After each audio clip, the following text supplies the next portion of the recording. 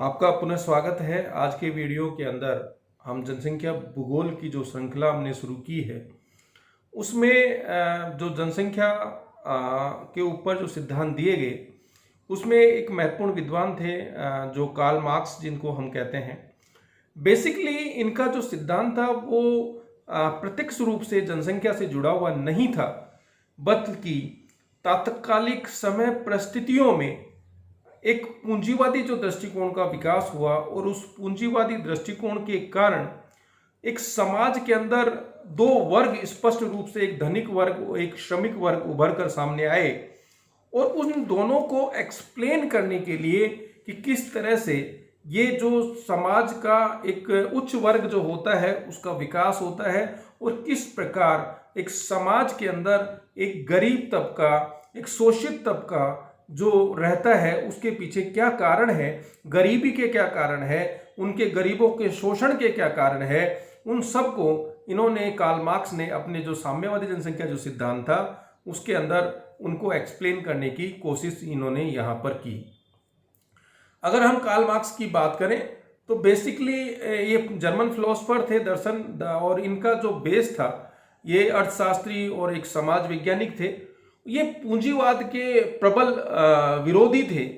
और ये साम्यवाद के प्रबल समर्थक थे और ये एक साफ स्पष्ट कहते थे कि समाज के अंदर व्याप्त गरीबी, भुखमरी या असमानता की स्थितियां जो हमें देखने को मिलती है उनको हम साम्यवाद के सिद्धांत के आधार पर दूर कर सकते हैं और समाज के अंदर गरीबी, बेरोजगारी और एक जो शोषित जो वर्ग है उसको उसके निर्माण के लिए जो सबसे महत्वपूर्ण या जो पूंजीवादी जो दृष्टिकोण है या पूंजीवाद की जो अवधारणा है, संपत्ति का कुछ व्यक्तियों के अंदर संकेंद्रित होने की जो प्रवृत्ति हमें देखने को मिल रही है वो सब उसके लिए जिम्मेदार हैं और समाज में व्याप्त सभी समस्याओं को लिए जो कार्ल मार्क्स थे उन्होंने पूंजीवाद को निर्धारित किया या उसको जिम्मेदार इन्होंने माना। अगर इनकी कार्ल मार्क्स की बुक की अगर हम बात करें तो इनकी फेमस जो बुक थी वो थी दास कैपिटल। इसके अलावा 3 बुक थी इनकी। पहली एक तरह से कहें तो होली फैमिली इनकी एक बुक थी, दास कैपिटल इनके द्वारा लिखित एक पुस्तक थी, द पॉवर्टी ऑफ फिलोसफी जो एक गरीबी का जो एक दर्शन इन्होंने दिया, गरीबी के पीछे क्या कारण होते हैं उसको इन्होंने यहाँ एक्सप्लेन किया। इस तरह से 3 एक इनके द्वारा लिखे गए पुस्तकें थी, the poverty of philosophy, Das Kapital और हॉल फैमिली, जो काफ़ी इन्होंने जो जनसंख्या, गरीबी और उनको एक्सप्लेन करने के संदर्भ में इसमें इन्होंने अपनी बात रखी। कार्ल मार्क्स जो कहता है वो साफ कहता है कि साधनों का जो अभाव है वो या जो रिसोर्सेज जो होती हैं वो सब लोगों को अवेलेबल नहीं हो पाते, उसका सबसे बड़ा जो कारण है वो पूंजीवादी वर्ग है या जो कुछ व्यक्तियों के अंदर पूंजी का जो संकेंद्रण है उसको इन्होंने जिम्मेदार माना। पूंजीवादी जो शोषण है उसी का ये रिजल्ट विभिन्न सामाजिक समस्याएं हैं। जनसंख्या जो हमें अतिरेक या सरप्लस दिखाई देती है वह श्रम शक्ति द्वारा परिश्रम कर अपनी आवश्यकताओं से अधिक उत्पादन कर देने का परिणाम है। यहाँ एक चीज हमें माननी पड़ेगी, जो गरीब जो होता है उसका जो श्रम से उसकी जो पूंजी या उसकी आवश्यकताओं की जो आपूर्ति जो होती है तो वो वर्ग अपनी आय को बढ़ाने के लिए उसको अधिक लेबर क्लास की आवश्यकता होती है, अधिक श्रमिकों की आवश्यकता होती है, तो वो अपनी जनसंख्या में उतनी ही वृद्धि करने की कोशिश करता है और श्रम शक्ति द्वारा परिश्रम कर अपनी आवश्यकताओं से अधिक उत्पादन कर देने का परिणाम है मेहनत कश जो जनता होती है, जो लेबर क्लास जो होती है वो पूंजीपतियों की पूंजी को बढ़ाने का काम करती है और अपने आप को अतिरेक श्रेणी में ले आती है। यानी ये पूंजीवादी जनसंख्या का सिद्धांत भी है बेसिकली कि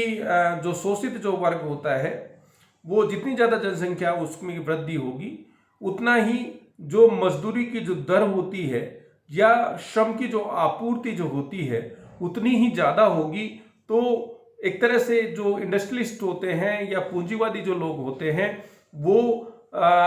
श्रम के छटनीकरण की बात कह लीजिए या लेबर जो कॉस्ट होती है या मजदूरी की जो दर होती है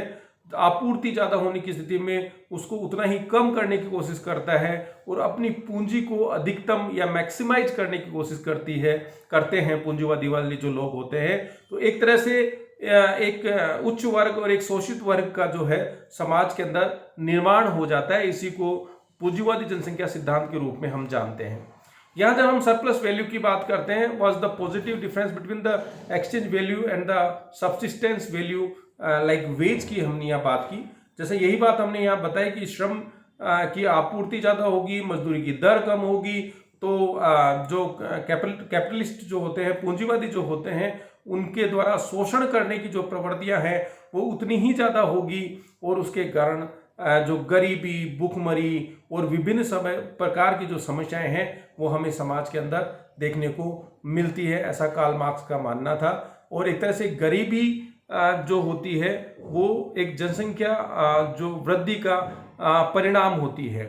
अब यहाँ कहता है कि सरप्लस लेबर की बात करता है। जैसे जनसंख्या, अगर हम यहाँ से स्टार्ट करें कि पॉवर्टी जो साइकिल है, जो मार्क्स का जो सिद्धांत है, उस जिसके अंदर उन्होंने पॉपुलेशन ग्रोथ की बात इन्होंने यहाँ पे की थी। तो यहाँ जैसे ही ग्रोथ ऑफ पॉपुलेशन को जब हम इस बात करते हैं, need to increase more hands, लोगों को अधिक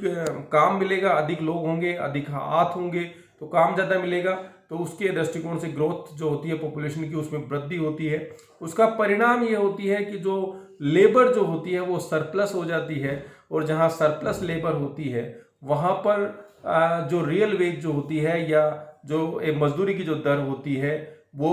डिक्रीज होना शुरू हो जाती है। और उसका परिणाम क्या होता है, again increase the number of hands. तो जैसे ही ये क्या करेंगे, इनकी आय कम होगी तो जनसंख्या में पुनः ये वृद्धि करेंगे, जिससे कि इनकी आय में वृद्धि हो या अपने जीवन को, इनका दृष्टिकोण है कि जनसंख्या ज़्यादा होगी, जितने हाथ उतना काम और उतना ही इनका जीवन बेहतर हो सकता है, ऐसा ये सोचते हैं। वापस यही होगा कि डिक्रीज द वेज फर्दर, और कम हो जाएगी, लेस इनकम और पॉवर्टी की जो स्थितियां हैं वो बढ़ना शुरू हो जाएगी। तो एक तरह से ये जो पॉवर्टी जो साइकिल है वो निरंतर चलता रहता है, पॉपुलेशन के अंदर वृद्धि होती रहती है, जो शोषित वर्ग है उसका दायरा उतना ही बढ़ता जाता है, जो कैपिटलिस्ट होते हैं उनकी आय उतनी अधिक होती जाती है, क्योंकि लेबर सरप्लस होगी तो वो जो उसके कारण जो मजदूरी की जो दर होगी उतनी ही कम होगी, और पुनः ये लोग जो उस मजदूरी की कम होने की स्थितियों में जितने हाथ उतना काम का जो इनका दृष्टिकोण होता है उसके कारण पुनः जनसंख्या में वृद्धि होती है, और वापस जो मजदूरी दर जो होती है वो कम हो जाती है। तो एक शोषित और शोषक की जो प्रवृत्ति समाज के अंदर हमें देखने को मिलती है, और निरंतर जो जनसंख्या के अंदर जो वृद्धि है वो हमें देखने को मिलती है। यहाँ पर भी हमने उसी बात को एक्सप्लेन किया है। Labour class increase their population in the hope of the increase family income, जितनी ज़्यादा हाथ होंगे उतनी उनकी इनकम होगी, ऐसा ये मानते हैं, और पॉपुलेशन वृद्धि होती है। Increase in population flood the labour supply in market, तो मार्केट के अंदर जो सरप्लस जो मजदूर हैं उनकी संख्या बढ़ जाती है, बाढ़ आ जाती है लेबर की, और उसका परिणाम ये होता है industrial society further exploits the labour class with no wage hike. उसके कारण मजदूरों की अवेलेबिलिटी ज़्यादा हो जाएगी, तो ये लोग उनका शोषण करते हैं, उनकी मजदूरी दर के अंदर वृद्धि नहीं करते हैं, तो वापस industrial society capture more resources and left no resource for labour class. और ये जो कैपिटलिस्ट जो होते हैं वो लोग या इंडस्ट्रियलिस्ट जो होते हैं वो संसाधनों के ऊपर अधिक अधिकार जमाने की कोशिश करते हैं, और जो लोग लेबर जो क्लास होती है वो पीछे छूट जाती है। फिर वो क्या करेगा, पुअर गेट पुअरर, और गरीब जो है और गरीब होता जाएगा, no increase in family income, और उनकी आय में वृद्धि नहीं होती है। तो वापस जितने हाथ उतना काम वाला जो दृष्टिकोण है यहाँ हमें देखने को मिलता है, और पुनः जो जनसंख्या की जो वृद्धि है वो हमें देखने को मिलती है, ऐसा जो मार्क्स है उसका मानना है। लेकिन यहाँ जो मार्क्स का जो सिद्धांत की बात हम यहाँ कर रहे हैं, जो पॉवर्टी साइकिल की बात इन्होंने जो की वो पूरी तरह सही नहीं मान सकते इसको, क्योंकि केवल बाजार या कैपिटलिस्टिक जो अप्रोच है वो जनसंख्या का वृद्धि के लिए ही केवल वही जो जिम्मेदार नहीं हो सकती, क्योंकि विश्व में जो जनसंख्या जो बढ़ रही है उसमें वृद्धि कम मजदूरी या बेरोजगारी, अल्प बेरोजगारी से नहीं, बल्कि जो डेथ रेट जो थी, जिसकी बात कहीं न कहीं जो माल्थस ने भी की कि जैसे ही इकोनॉमिक डेवलपमेंट होता है, इंफ्रास्ट्रक्चर डेवलपमेंट होता है, इनोवेशन का डिफ्यूजन होता है, हेल्थ फैसिलिटीज की अवेलेबिलिटी बढ़ती है, तो वहाँ पर चिकित्सीय सुविधाओं के कारण जो पॉपुलेशन जो डेथ रेट जो होती है वो कम हो जाती है, उसके कारण पॉपुलेशन बढ़ती है। ऐसा कार्ल मार्क्स जो है, इन्होंने इस तरह कोई विचार नहीं दिए, इस आधार पर इनकी आलोचना की जाती है। और ये मानना कि जनसंख्या में वृद्धि हो जाने से मजदूरी स्वतः ही कम नहीं होती है। मजदूरी को कम होने के लिए बहुत सारे कारक जो होते हैं वो जिम्मेदार होते हैं। उसके लिए सामाजिक कारक, सांस्कृतिक कारक और आर्थिक कारक भी बहुत महत्वपूर्ण माने जाते हैं। साथ ही जनसंख्या जो वृद्धि होती है उसमें केवल ये लेबर और एक तरह से शोषित और शोषक जो वर्ग है, जो साइकिल जो मार्क्स ने एक्सप्लेन किया, उसके अलावा भी बहुत सारे जो कारक होते हैं। विशेषकर अगर हम भारत जैसे देशों की बात करें तो जहाँ यहाँ की जो धार्मिक जो कारण है या इस्लाम के अंदर जो एक जनसंख्या या बच्चों के प्रति जो एक दृष्टिकोण है वो भी पॉपुलेशन ग्रोथ के लिए जिम्मेदार होता है, जिनकी बात कार्ल मार्क्स ने अपने सिद्धांत के अंदर कहीं नहीं करी। मार्क्स ने गरीबी या बेरोजगारी इन सारी जो बुराइयों के लिए पूंजीवाद को जिम्मेदार ठहराया, लेकिन इन्होंने कहीं पर भी शिक्षा, तकनीकी विकास और परिवार के प्रति एक जो सामाजिक जो कारक जो उस जनसंख्या वृद्धि के लिए जिम्मेदार होता है, उनकी इन्होंने कहीं पर भी बात नहीं करी।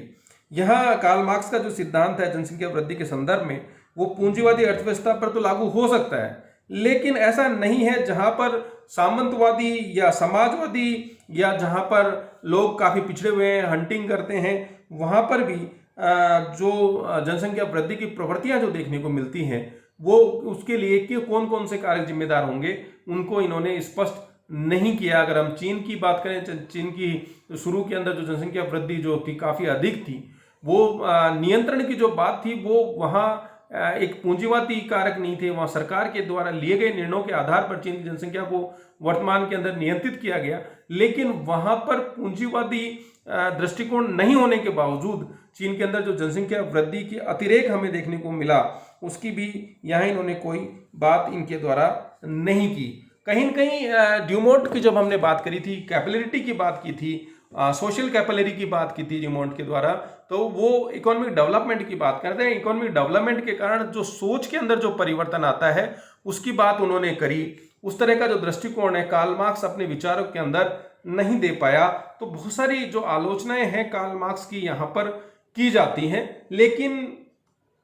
तात्कालिक समय के अंदर जो एक इंडस्ट्रियलाइजेशन की प्रवृत्तियां देखने को मिली, औद्योगिक विकास के कारण जो श्रम की आवश्यकता बढ़ी और एक शोषण की प्रवृत्तियां हमें देखने को मिली, और ना इसमें कोई डाउट नहीं है कि मार्क्स के द्वारा जो विचार दिए गए वो उन औद्योगिक गतिविधियों के परिणाम के कारण जो एक तात्कालिक समय के अंदर जो स्थितियां पैदा हुई वो जनसंख्या वृद्धि के लिए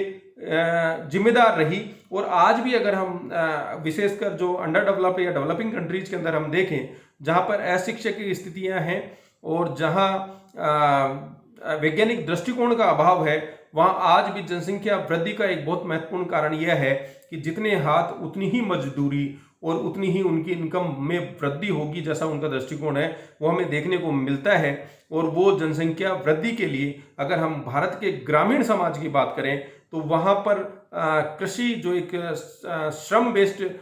काम होता है उसके अंदर अधिक जनसंख्या की आवश्यकता होती है, तो वहाँ जनसंख्या वृद्धि के लिए उसको हम जिम्मेदार मान सकते हैं। इसलिए पूरी तरह हम कार्ल मार्क्स के विचारों को नकार नहीं सकते। विभिन्न देश, प्रदेश और क्षेत्रों के अंदर कार्ल मार्क्स का सिद्धांत जो है आज भी प्रासंगिक है। इसमें कोई डाउट नहीं है कि जो पूंजीवादी जो दृष्टिकोण होता है वहाँ पर एक शोषण की जो प्रवृत्तियाँ या संसाधनों के वर्ग विशेष के अंदर केंद्रित होने की जो प्रवृत्तियाँ हैं वो अभी भी हमें देखने को मिलती हैं। इस तरह से हमने पिछले 3 वीडियो के माध्यम से जनसंख्या वृद्धि से संबंधित विभिन्न विद्वानों के द्वारा जो विद्वानों के द्वारा विचार दिए गए उनकी हमने यहाँ पर बात की। धन्यवाद।